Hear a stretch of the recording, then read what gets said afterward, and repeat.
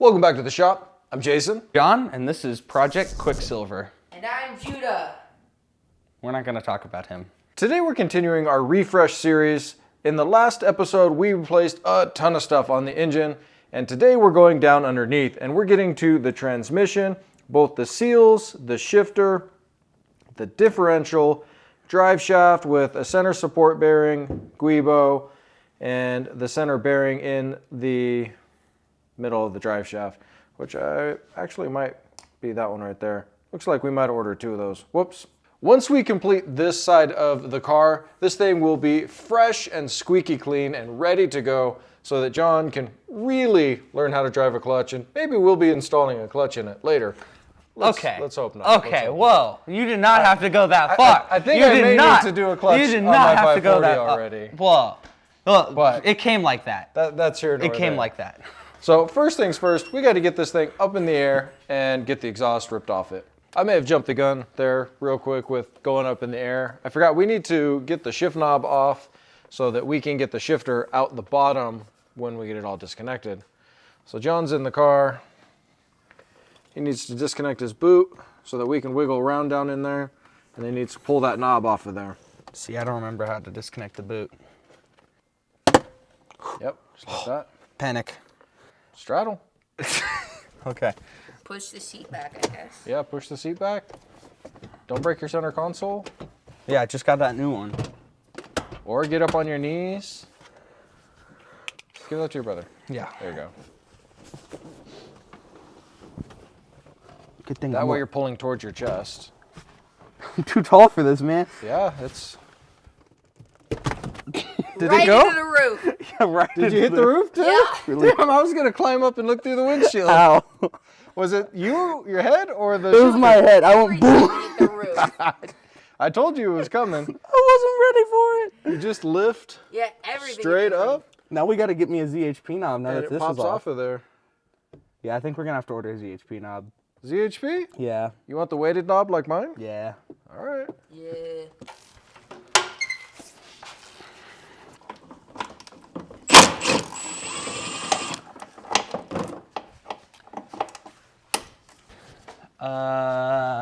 That doesn't hold anything up, it just holds them together.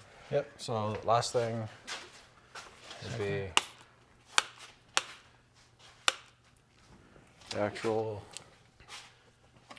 exhaust tips. How do you hold the back? The back is a stud, so it can't come out. Okay. If it comes out, we have bigger problems. Oh, okay. Mission successful. Is it loose? What the hell? Is it loose up there the whole time? All right, that means this has been off before and somebody left it. Damn it, loose. Oh, we just got movement. How heavy is heavy? Heavy? Holdable. You're strong, don't worry. Okay, we're getting movement. Keep It's pulling. probably lighter than the exhaust on the 540. Is it coming out? Yep, Give me some. keep doing that.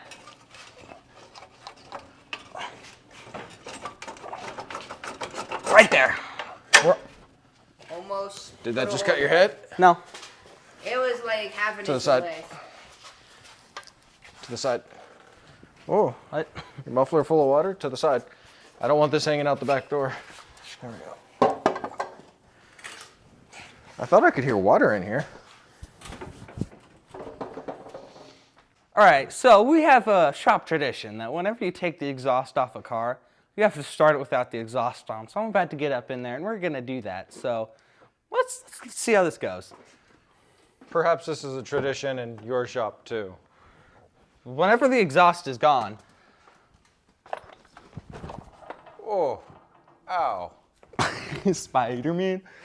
I don't understand how or why you didn't just lower the lift. You had every opportunity to just lower it. Yeah, but then I don't get to parkour. Parkour. Okay. Ready.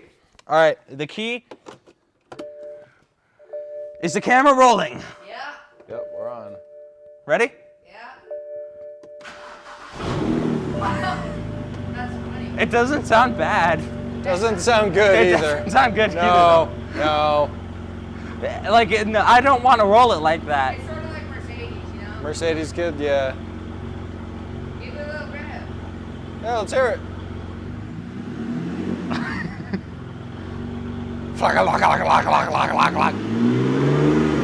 That was 3,000. Give it a blip.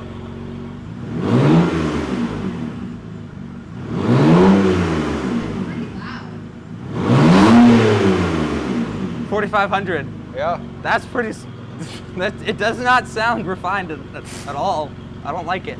I don't think it adds anything good to it. It's just loud. Okay. I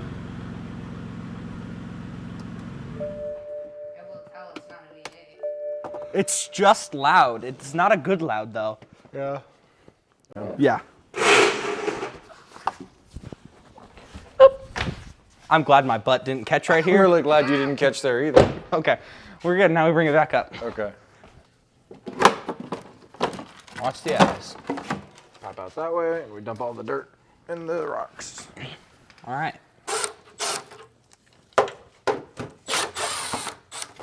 Except this one's gonna fall on me. Bruh. Oh, no. There you go. I was about to dump it on you. This shouldn't just fall, right? Well, I'm gonna leave one bolt in there. Yeah. Now, we need to take these out of the transmission. We'll leave the Grebo attached to the drive shaft. Okay, so only take out the silver ones. And then we'll replace them on the bench. Why is it not coming off? This hurts. Rust. Feel movement. Rotate.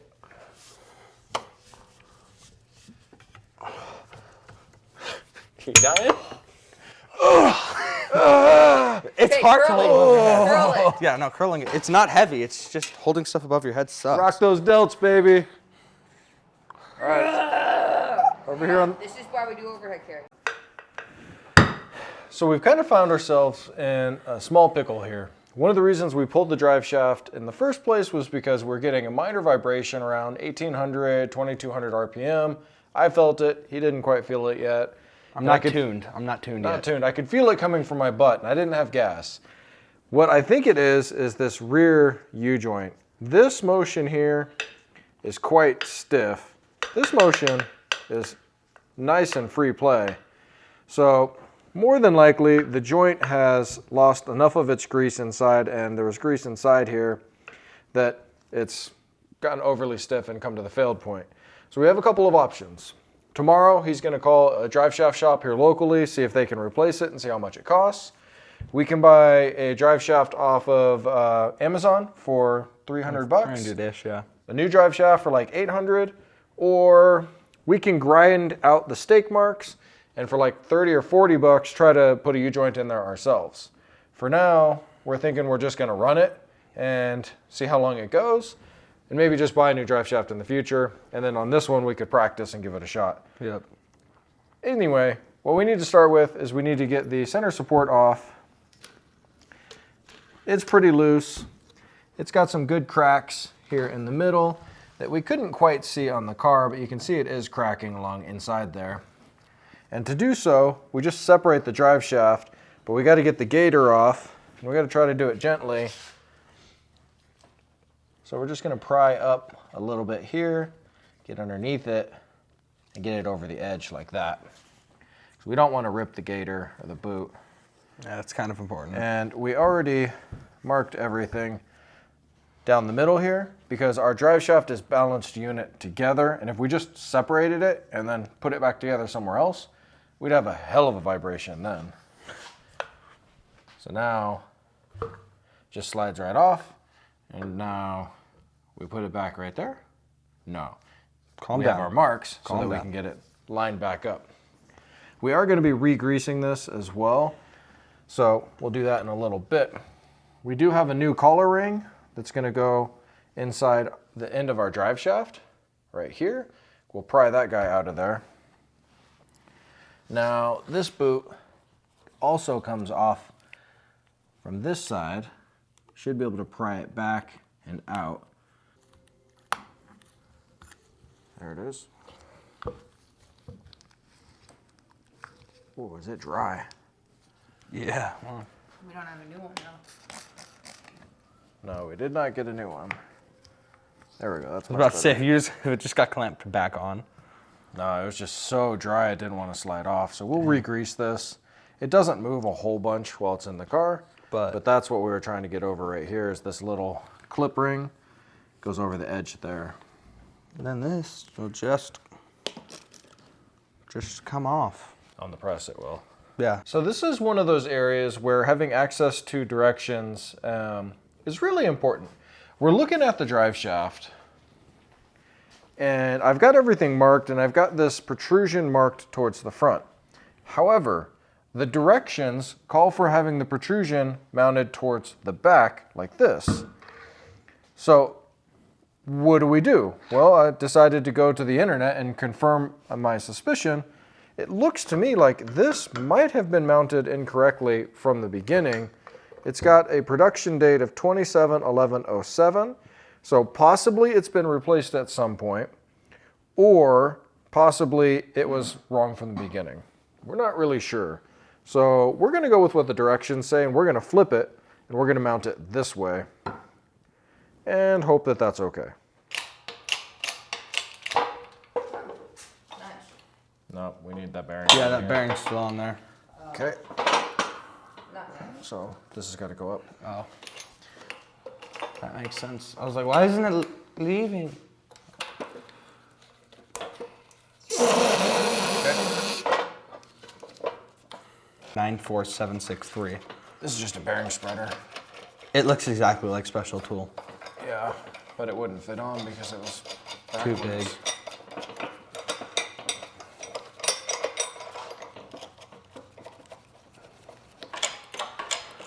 Nope, it's moving.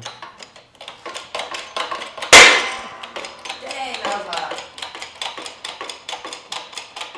This is why I want to get that air jack. Yeah, I wasn't ready I for don't think that. anybody expected that. I did. Well, I mean, yeah, we did know it was coming. I didn't know it was gonna be that loud.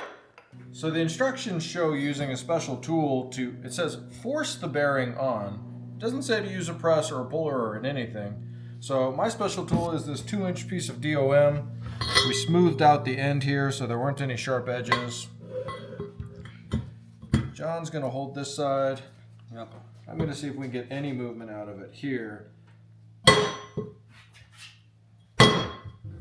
Where's that with? It's not moving now. It's on there, I can't pull it off. Okay. So it moved a little bit. So let's.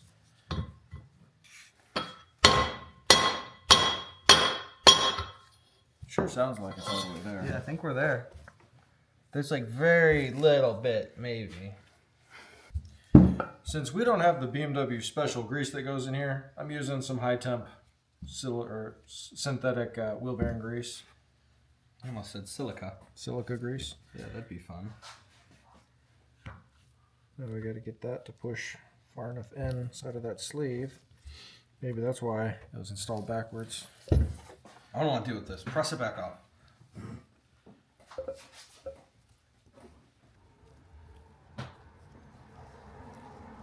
You got to just rub it gently. I didn't think we were gonna go there, but I was ready for it. I just don't want to cut my hands on this shaft. Yeah. It's so soft and smooth.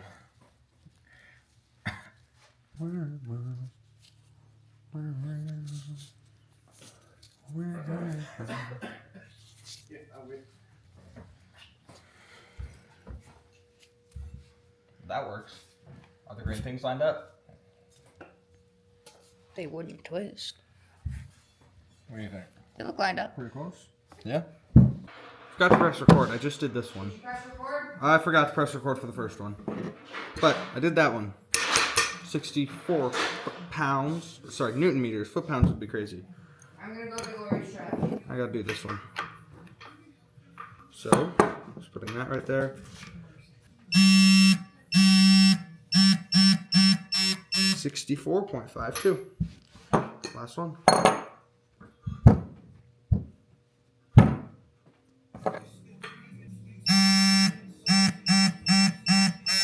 Nope, 67. Before we can drop the shifter shaft out the bottom, we got to get our boots off. And usually, that's interesting. Usually these are zip tied to the bottom of the shift lever area here, but I guess in this case it wasn't. Might have come apart before. And then you have this rubber boot down here that you can push down out the bottom. And then we'll drop everything out of the bottom of the car instead of trying to disconnect the rod and bring it up out of the top. You can get this boot out of the top, but it's just easier from the bottom. So here's why we're going after replacing the bushings in here. You see how much wiggle room is on that guy, how much play is at the front joint there. So we're replacing this bushing, the little bushing inside there, and both of those, plus the bushing that goes around the actual joint here. Then we can lube everything up and get it nice and situated. Oh, there we go. Yeah, we're gonna get all this lubed up real nice too. Wow, that's really tight. There you go. There we go. That's There's it. number one.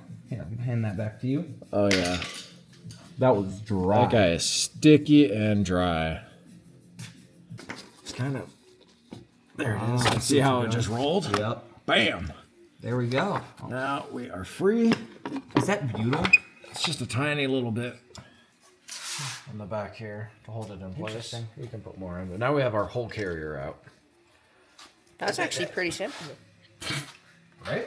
Yeah, that was way easier than I would think. Side. Yep.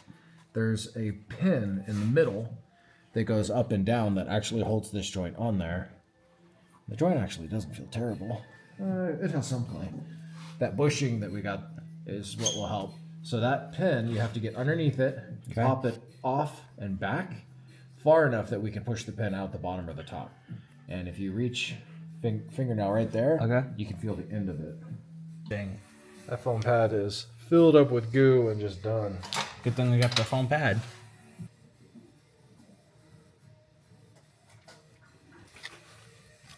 Bam, there it is. That thing is bad.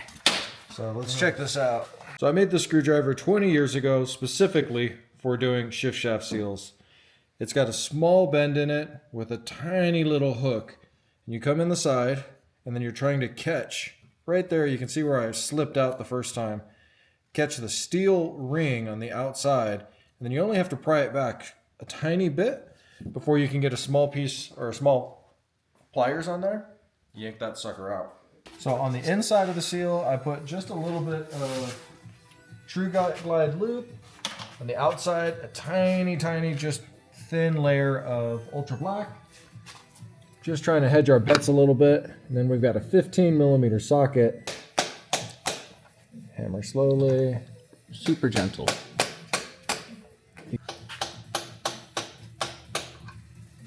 Yeah. Perfect. All right. That was way easier than YouTube and stuff made it out to be. Yeah, those other videos where it takes them 3 hours and they try to do it on the floor, take the transmission all the way out. You just need the special tool. Yeah. You just got to make a tool to fit in there. That's all it takes. Take an angle grinder. Take a hammer. Take 10 minutes and then you have it for 20 years. To change out all our stuff here, we're going to start by getting our boot off. I put a little bit of WD-40 down in there, so hopefully it'll slide up and off easily. There we go. Without damaging it.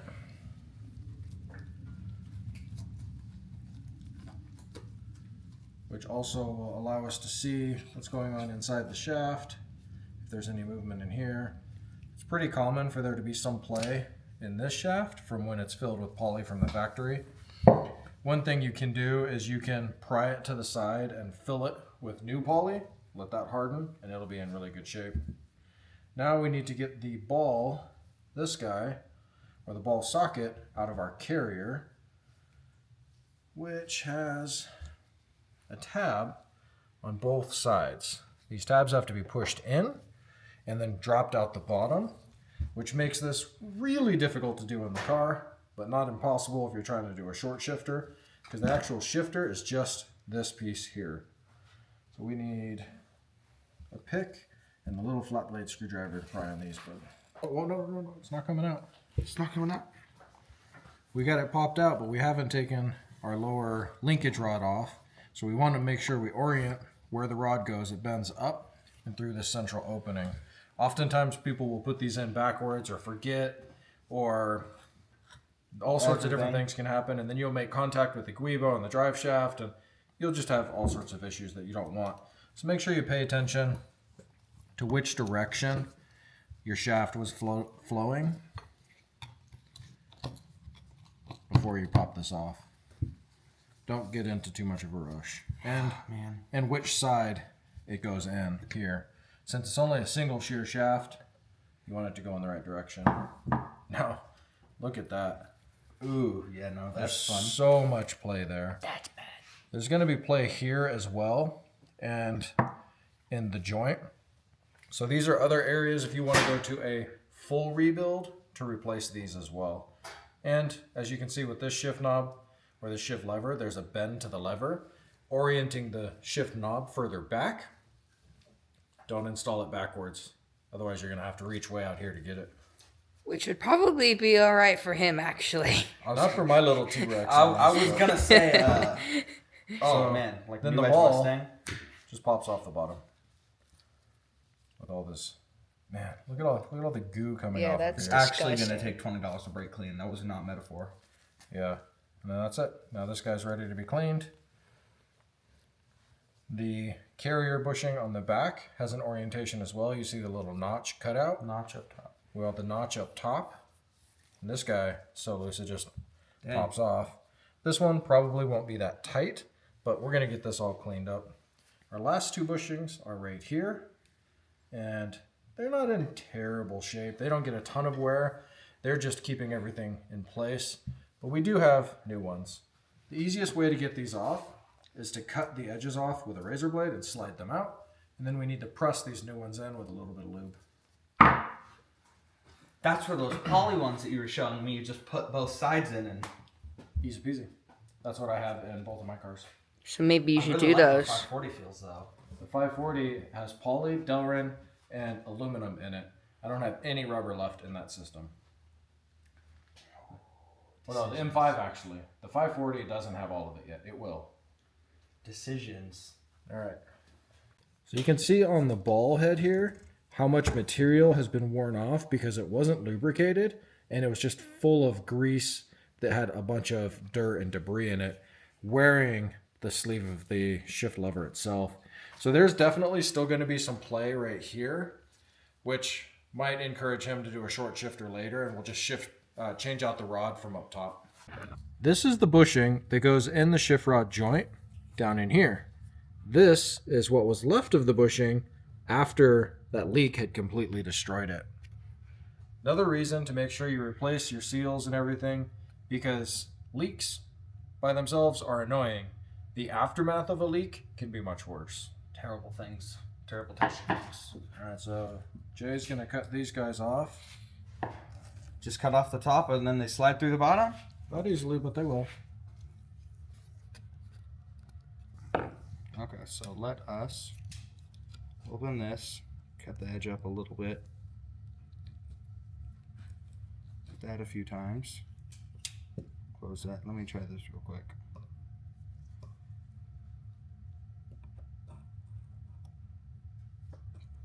Yeah, I'll take that. Why do you always have to be right? This man knows what YouTube is going to say before YouTube says it. Easy. Debris gets Yeah. stuck to it.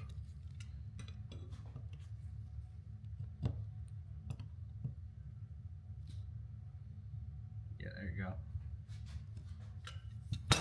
Seemed like it's gonna break, but it's not. Yeah, you just gotta get all the way through until you get it to unwrap on the inside too. But you don't want to cut it.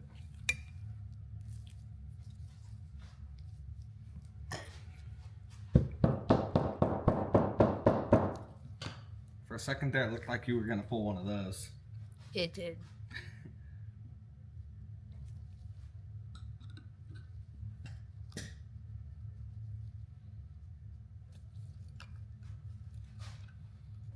Gotta find a way to gently work around it.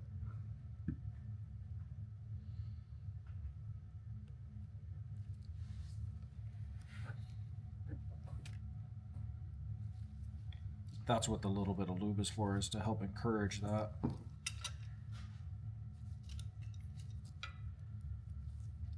There it is. Just give it a little bit extra encouragement. Perfecto. There we go. Oh, it's backwards. So our carrier bushing at the back is going to be easier to get it in the housing before we attach it to the housing. So what I like to do is on my tension edge here, I put just a tiny bit of lube at the top. I'm going to install the other side first, so it's locked in, and then I'm going to rotate and try to push. I don't want to break those teeth off of the body, so I want it to just roll right in there, and then I can set it front to back that way. It rolls in much easier this way. I see people fight with these on forums and online all the time. It really should be that easy. And now we're locked into place. I'm gonna fill the channels up in here with some of this lithium grease. Make sure we've got good grease contact in there, and then slide it over. Ooh, that's way better.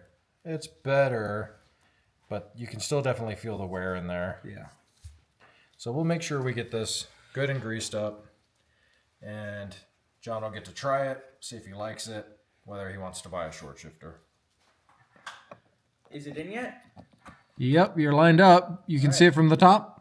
Yep, I can see the edges and where my pins are. Okay, you can see where those little tabs go on the side? Yeah, they weren't lined up, so I realigned them. Okay, perfect. You got to rotate that cup so that it's lined up right.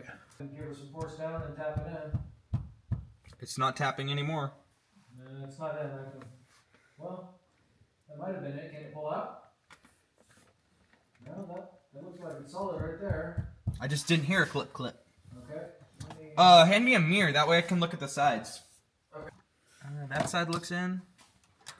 Because you definitely don't want it to lift while we're driving. That'd be terrible. Nope, they both look in.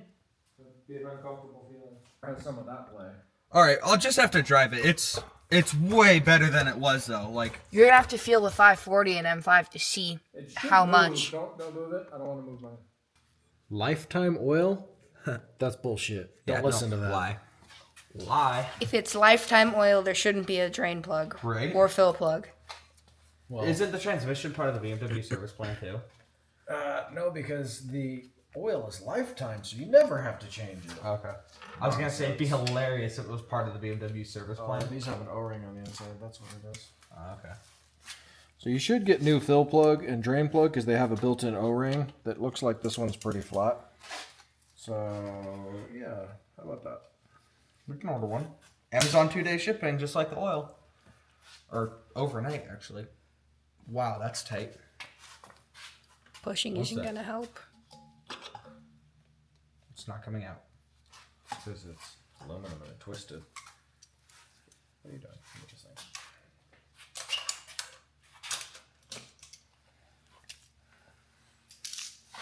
I'm going my way. It looks like it's got fluid, red line or something in it. It's red fluid. It's so wobbly. I swear if it hits me in the face. In my armpit. Oh, that's fine. Oh, pull the vent. Pull the vent.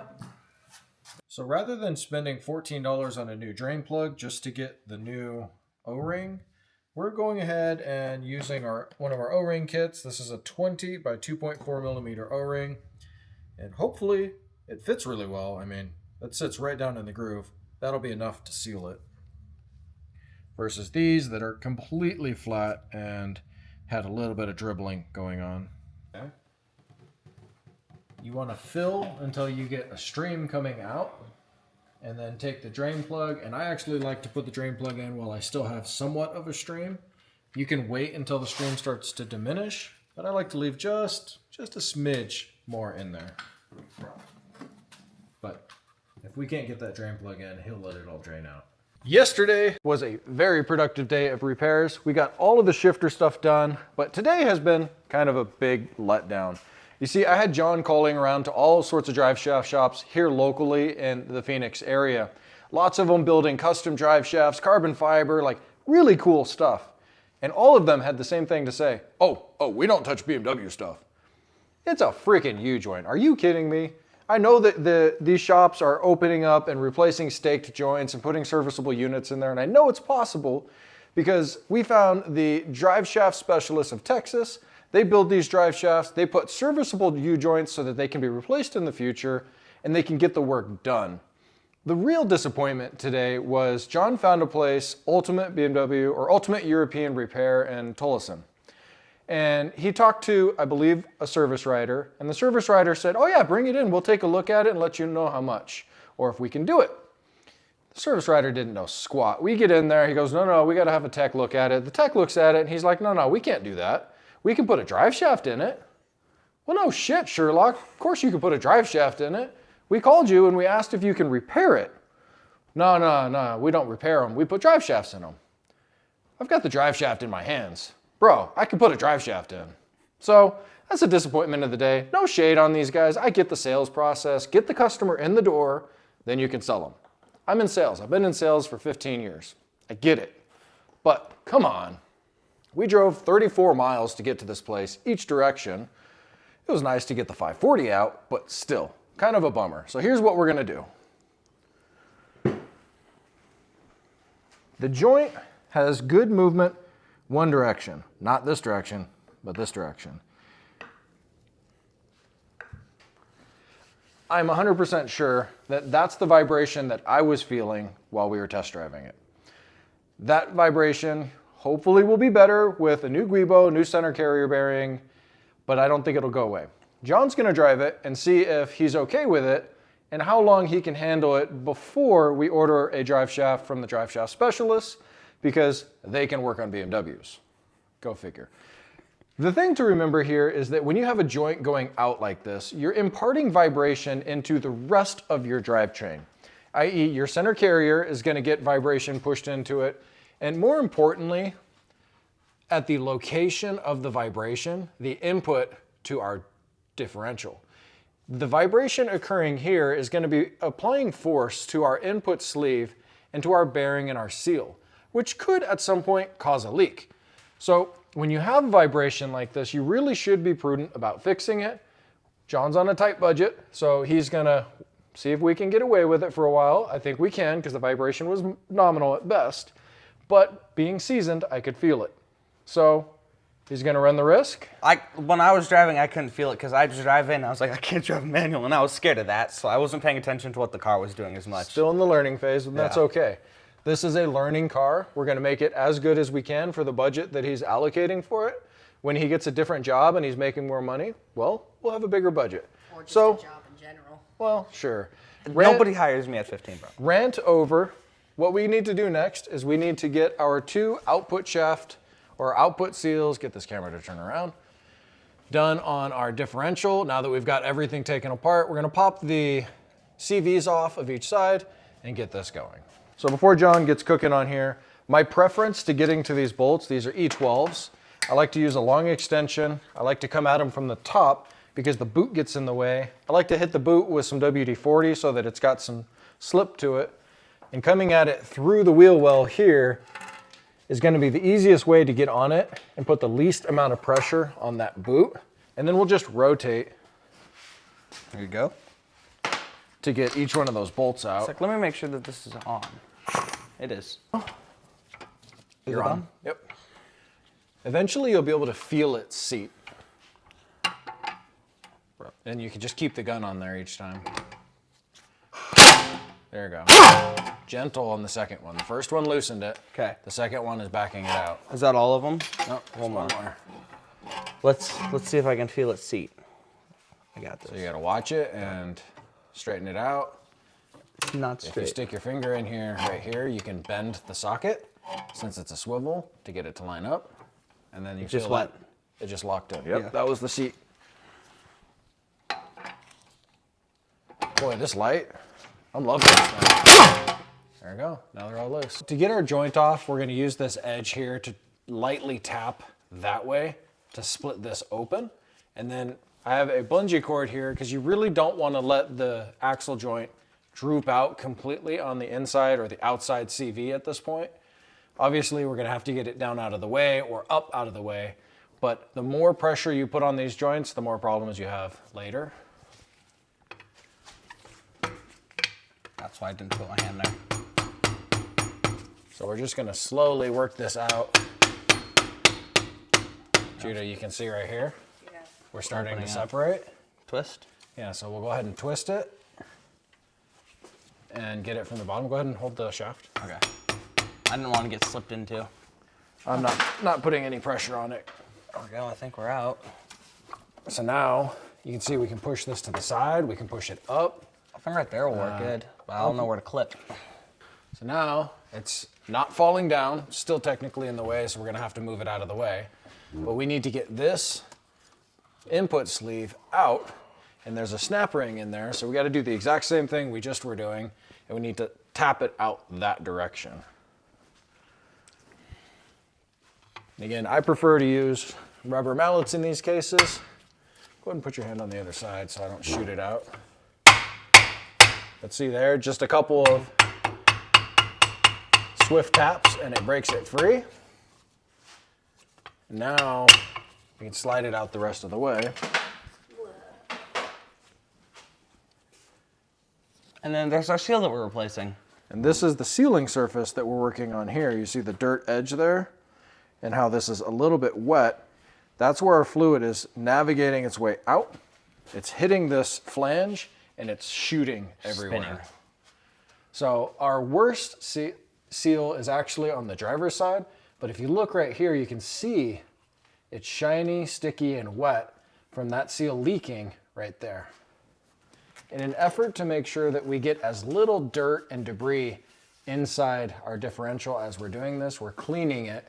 And then because we don't have the special tool, I'm gonna go ahead and measure the depth that we're inserted here so that we can try to match it as we install our new seal. That's not how people on the internet did it. That wasn't just- even mentioned. They just hammer it in. They just tap, tap, tap, and then put the other side back on. See, I was so used to having the special tool access at work that I knew it would set to the proper depth.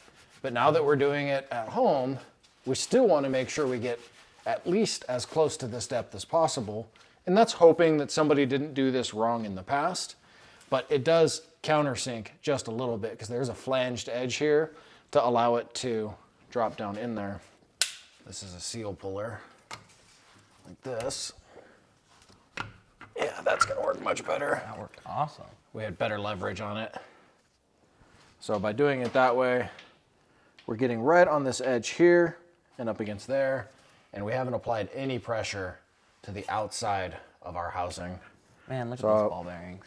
Our diff is still full. We probably should have drained it first. Didn't think about that. We can actually drain it next, but the bearings look good. There's no play at all here. We'll just drop our rag there. Yeah, let's go ahead and let's pop our fill and our drain. Okay. Oh, does this one not have a drain? I think you have to suck it out. Yeah, this one doesn't have a drain. So we're just gonna have a fill, and then we're gonna use our suction tool. We'll suck all the fluid out. If you put it on the bottom, this shouldn't have a lot of torque on it. So right there, hand does protection, and whack! You'll break it free. That should be about the amount of torque this thing has on it. Now, is it one of your wax or one of my wax? My whack. But we want to put a drain pan underneath it because there was enough fluid for it to start dripping a Burning little. my eyes. There you go. Dugga. Yeah. Got that. Hendiga. I didn't hit that hard, but So this is the FCP Euro tool. To get in here and get down into the bottom to suck everything out. This is what most people will use with a hand pump. we're lucky. Not what we're going to use. Gonna. You can also use this as a filler in your transmission. Hook up a pump to this side if you're doing like any of the Z8 or ZF or GM trans or whatever. All the automatic trans, you have to fill with it running with it hot.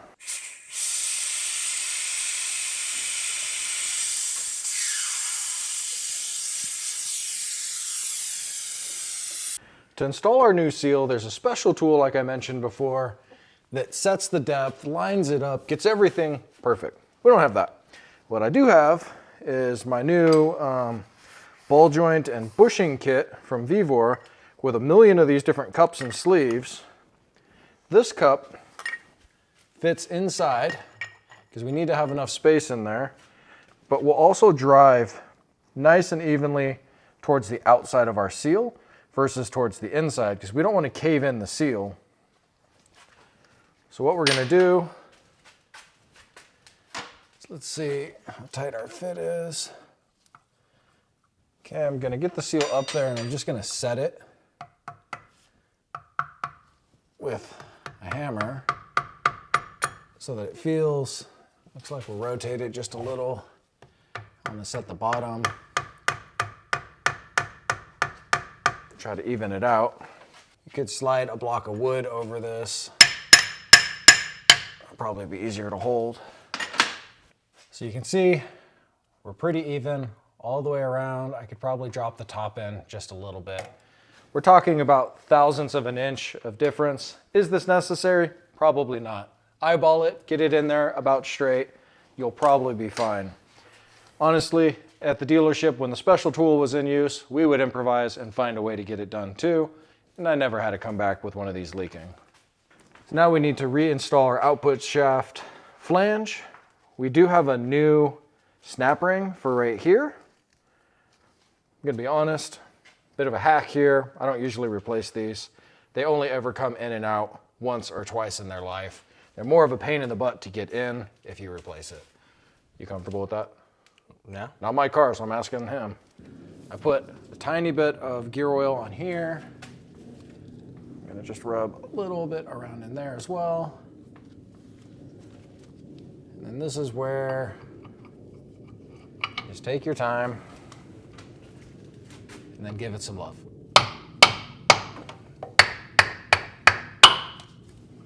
All right, we're in. It was already popping loose, so it's not gonna take much. There you go, you're free. Yep. Well, I guess I've been outside of the dealership network for so long that I just didn't know that the driver's side shaft is shorter, almost like the differential is off center, which it looks like it is. So what we're gonna do is we're just gonna loosen this bolt here. We're gonna pivot the diff down to give us more room because we're really tight up there and I don't like putting extra friction on these CV joints. So I already broke this bolt free.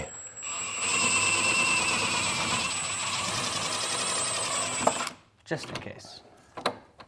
At the other two bolts in, it shouldn't fall out. You never know. I could be wrong. Wow, that does not want to come out. No.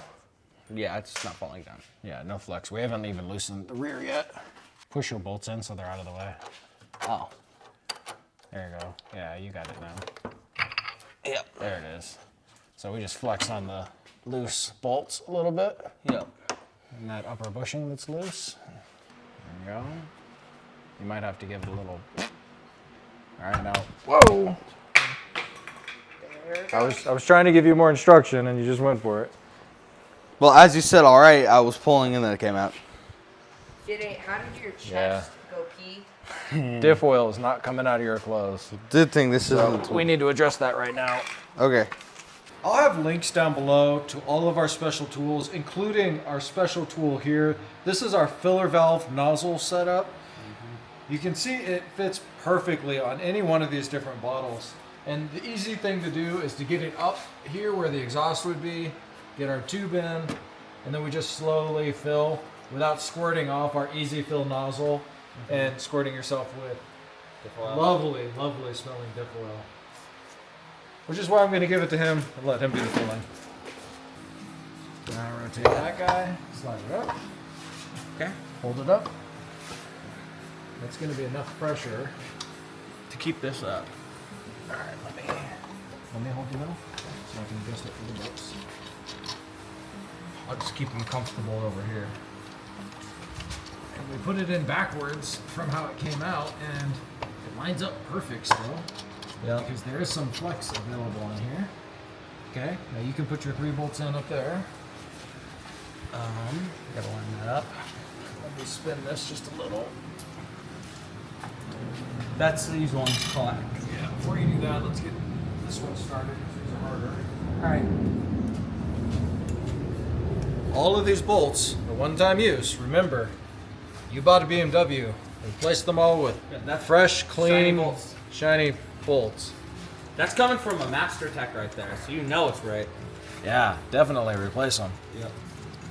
I'm gonna start putting these in. Let me rotate one more time. Get all four started. Since you're gonna have to rotate a little up there. Yeah.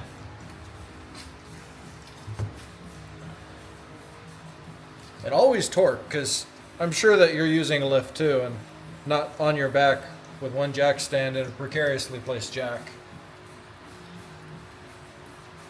Sometimes you just got to make it work. Yeah. Now, these two bolts on your center carrier, I have actually seen these snap.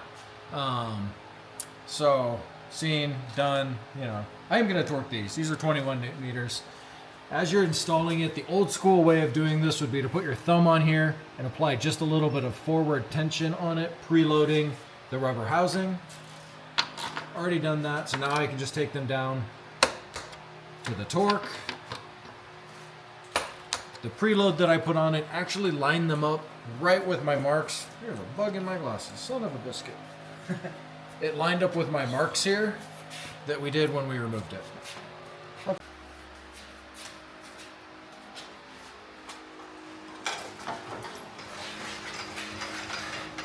So you line up and then tell me when to push. Push. We're on. Okay. I'm gonna put nuts on. Everything is together, wheels are on. I'm letting him borrow the ZHP shifter out of my M5. Makes it really short in here compared to the stock shifter, sits up like that. So it's an automatic short shifter. So it's automatically shorter and weighted now. So let's pull it out, let's go for a drive. First, this is technically what, your fourth drive now? But first drive with everything put together. I should probably test drive it just to see if I feel anything abnormal, being that I can feel if there's anything abnormal. But we're gonna go for broke and let John drive it. While we're on the freeway, this is John's first time driving his car on the freeway. So far, what are your impressions? It's nice. It's Nice. fun. How do you like the ZHP shifter? It's so comfortable. Shift compared to knob. I mine. mean, it's just the knob, but looking at it, man, it looks great. It does make a difference. It adds a lot of appeal to the center console. Everything feels really good. I can feel a little bit of driveline vibration still. I don't think you feel anything. I'm feeling like these bumps in the road and the steering wheel. and Yeah, my butt that's a when I little really bit drive different. mine. The front suspension, solid as can be. All that work we did up there in the last video, super duper helpful. This car is ready to rock and roll and hit the streets of fun for Mr. 15-year-old over here. Yep. Hey, if you liked this series, I think we're in a 3-part now. Putting this car together really quickly instead of breaking everything down into individual repairs, let us know down in the comments. Like, subscribe, show us some love, you know, do all those fun, happy things. If y'all want a time period of how long it took, we started last Tuesday, we finished today. It's Wednesday, it's 8 days. So we went pretty fast. A lot of work in 8 days. This kid is super excited to not only be a BMW owner, which means it was in the shop, but now a driver. Thanks again for watching. We'll see you in the next one. Stay tuned for next video where we autocross this car. Yeah. Forgot that was a plan.